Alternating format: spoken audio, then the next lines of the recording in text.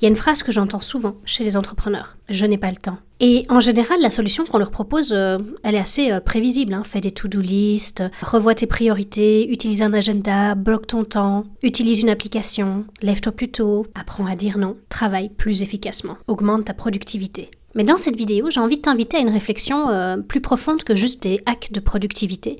Et comment est-ce que je fais, moi, pour gérer plusieurs business, des mandats d'administration, ma vie de maman vivant à l'étranger. J'ai envie de retourner complètement le problème de « je n'ai pas le temps ». Et si le problème n'était pas que tu ne faisais pas assez? Et si le problème était plutôt que tu faisais trop de choses qui ne méritaient pas d'être faites? Parce que s'il y a un truc que j'ai appris avec les 45 milliards de responsabilités que je dois gérer, c'est qu'il y a une différence entre être productif et produire de la valeur. Tu peux passer 12 heures à être super productif sur ta journée et pourtant ne produire aucune valeur pour ton entreprise. Tu peux répondre à 120 mails, participer à 12 réunions, faire 20 tâches administratives, répondre à ton équipe, classer des documents, gérer le comptable, l'avocat, signer un devis client, négocier un fournisseur. Et tu vas même finir ta journée avec cette sensation qui est très satisfaisante de « j'ai bien travaillé aujourd'hui ». Mais la question que j'ai envie de te poser, c'est qu'est-ce qui a vraiment changé? Qu'est-ce qu'il y a de vraiment important qui a changé? Tu n'as pas été productif, tu as été occupé. Et dans notre monde, Dieu sait à quel point l'occupation, c'est probablement la chose la plus socialement valorisée qui existe. Alors j'ai envie de commencer avec une idée très simple. Le travail n'est pas une fin en soi. Le travail est un moyen de créer quelque chose. Résoudre un problème, servir un client, construire un produit, construire une offre, développer une équipe, apprendre, créer de la valeur, faire avancer un projet. Et s'il y a une tâche dans ta journée qui ne contribue en rien à tous ces objectifs, faut se demander pourquoi elle existe. Parce que souvent, on fait les choses parce qu'on les a toujours faites. Et quand on ne remet pas en question tout ce qu'on a toujours fait, on accumule du travail de la même manière qu'on accumule des objets dans notre maison. Et au bout de quelques mois, quelques années, on ne sait plus vraiment pourquoi ça existe. Mais on continue à le faire. Alors là, l'idée centrale de cette vidéo, c'est finalement ça, c'est avant de se demander comment faire une tâche plus rapidement, demandons-nous si elle a le mérite d'exister, si elle est vraiment utile.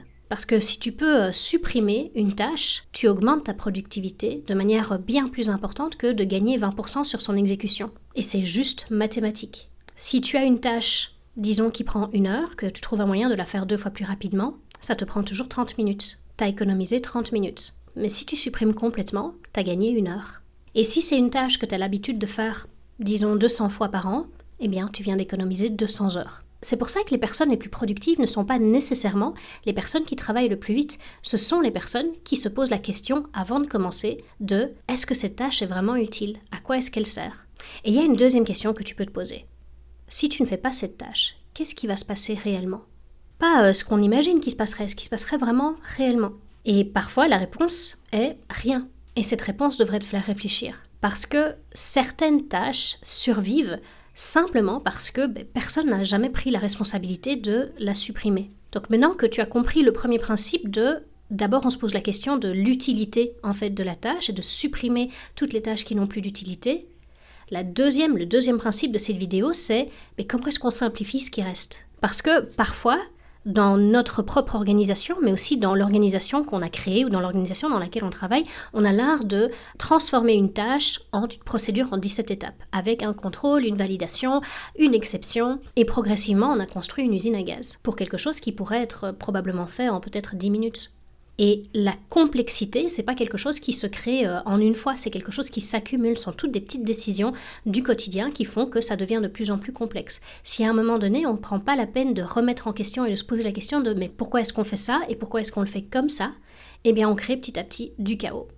Alors le troisième principe que j'ai envie de partager dans cette vidéo, c'est le principe de automatiser ou déléguer. Je mets volontairement l'automatisation après la suppression et la simplification parce que automatiser une mauvaise tâche, c'est la meilleure manière pour rendre une mauvaise tâche plus efficace. Si ton processus est absurde, l'automatiser ne va pas le rendre plus intelligent. Tu vas juste obtenir une absurdité qui se reproduit de manière beaucoup plus rapide.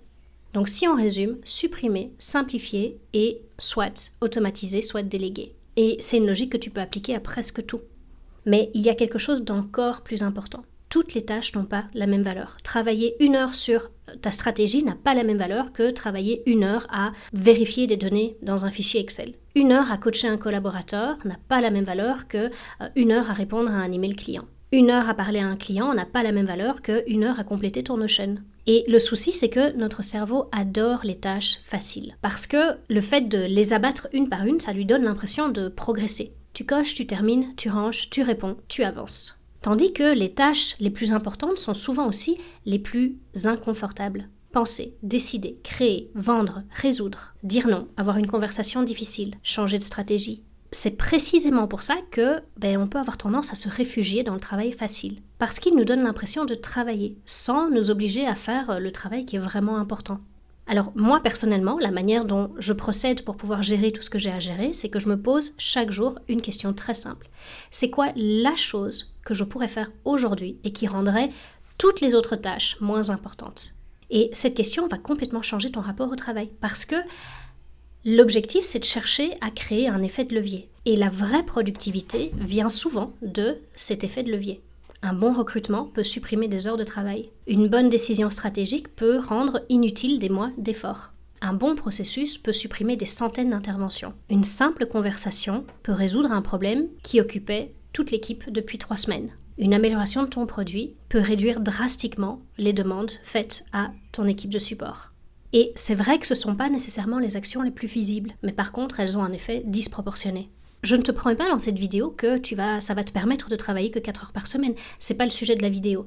C'est plutôt de déplacer ton regard de la quantité de travail vers la qualité de la valeur que tu crées. Parce qu'une journée de travail de 10 heures n'est pas nécessairement meilleure qu'une journée de travail de 5 heures. Tout dépend de ce que tu as produit pendant ces heures. Et parfois, le fait de travailler moins, c'est pas un objectif, c'est une conséquence. Une conséquence du fait que tu as appris à distinguer ce qui est important, ce qui est urgent, ce qui est utile, ce qui est simplement habituel et ce qui n'a plus aucune raison d'exister. Alors, je te propose, très concrètement là aujourd'hui, tu prends ton agenda, tu prends ta liste de tâches, tu prends tes réunions, tu prends toutes tes responsabilités et tu te poses 5 questions. Qu'est-ce que je pourrais supprimer? Qu'est-ce que je pourrais simplifier? Qu'est-ce que je pourrais automatiser? Qu'est-ce que quelqu'un d'autre pourrait faire? Et la dernière, qu'est-ce que seul moi devrais faire? Et quand tu diriges une entreprise, la dernière question, elle est fondamentale. Parce que c'est clair, au début de ton entreprise, c'est toi qui fais tout. Mais plus ton entreprise grandit, plus tu apprends à déléguer. Mais au-delà d'apprendre à déléguer, tu dois aussi apprendre à ne pas reprendre ce que tu as délégué. Parce que parfois, c'est très facile de reprendre ce qui a été délégué. Tu délègues une tâche, tu vois que la personne fait différemment de toi, tu corriges une erreur, tu interviens et tu reprends. Parce que tu te dis, je vais vite le faire moi-même. Ce sera plus simple si je le fais moi-même. À court terme, c'est vrai. Mais à long terme, tu crées petit à petit une dépendance. Et si tu répètes ça pendant 3 ans, tu vas petit à petit créer une entreprise dans laquelle personne ne sait faire ce que tu sais faire. C'est toi qui es devenu le système. Et ça, c'est pas du tout de la productivité, c'est juste de la dépendance.